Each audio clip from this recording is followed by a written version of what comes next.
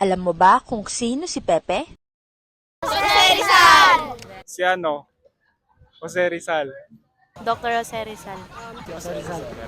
Ah, si si Jose Rizal po yung nickname po niya. Kilala niyo po ba si Pepe? Hindi. Sino nga ba si Pepe? Ako si Jose Protasio Rizal Mercado y Alonso Rialonda at ito ang aking kwento. Pepe is the nickname of Dr. Jose Rizal, the Philippine national hero. Rizal was born into a wealthy family in Calamba, Laguna. His birth date was June 19, 1861. Rizal's mother, Teodora Alonso, was a highly educated and cultured woman who instilled in Rizal a love for learning and the arts. Rizal's father, Francisco Rizal, was a successful farmer and businessman who supported his son's educational pursuits and encouraged his intellectual growth. Jose Rizal studies in the Philippines and abroad. In the Philippines, Rizal attended two schools, the Ateneo de Manila and the University of Santo Tomas.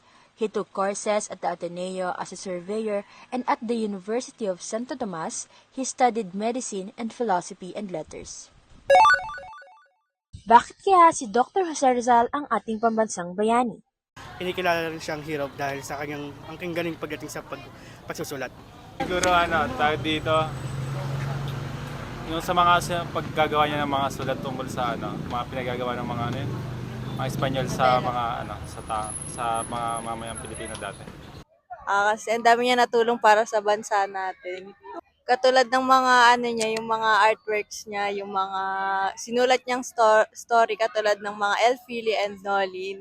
Nagbigay yun ng parang hope para sa mga Pilipino and doon natin nalaman yung history ng Pilipinas. He has made a lot of contributions to the Philippine society. First, as a writer, discussing Noli Me Tangere and El Filibusterismo, their impact on exposing the abuses of Spanish colonizers. Second, as a doctor, mentioning his medical work, particularly his expertise as an ophthalmologist. Third, as a nationalist, highlighting his peaceful advocacy for reforms and his vision for an educated and united Filipino nation. Plus, emphasizing his non-violent methods in fighting for freedom and showing how his ideas and writings inspired the Philippine Revolution. Do you know that he has an exceptional intellect, mastering multiple languages and excelling in literature, medicine, and arts? Totoo ba na babaero si Jose Rizal? Oo, siguro. Daming asawa. Bakit po? Daming asawa. Pilipino. Daming girlfriend. Pilipino tayo eh. Para sa akin, oo. Bakit po? Kasi yun yung parang kada niya, tawag dito yung naglalakbay siya. Meron talaga siya makikilala na isang babaeng yung parang nalilink sa kanya. Ganun. Jose Rizal was known to be a womanizer because he was linked to a lot of women during his lifetime.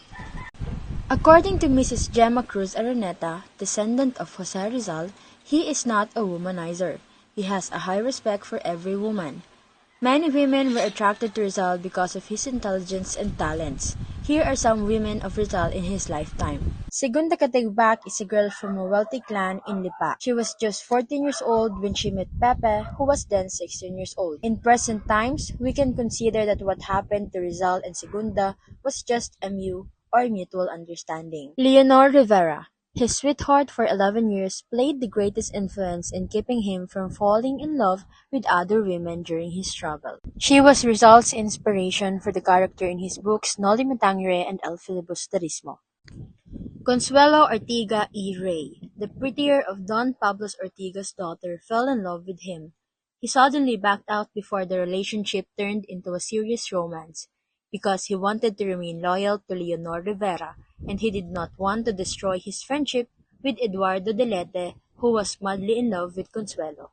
Seiko Usui, a Japanese samurai's daughter, taught Rizal the Japanese art of painting known as sumi. She also helped Rizal improve his knowledge of Japanese language. If Rizal was a man without a patriotic mission, he would have married this lovely and intelligent woman, and lived a stable and happy life.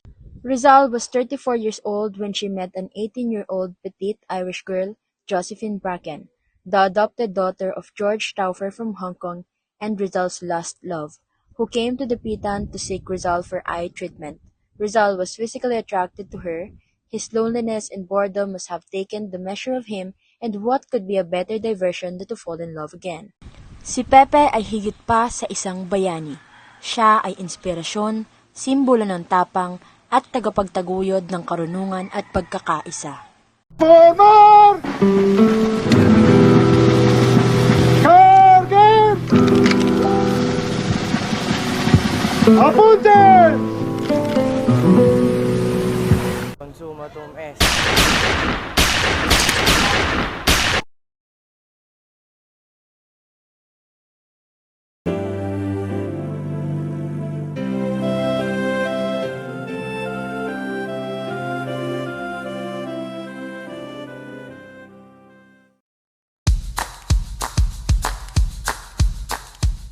So, bakit po sa tingin nyo si Jose Rizal ang nasa piso?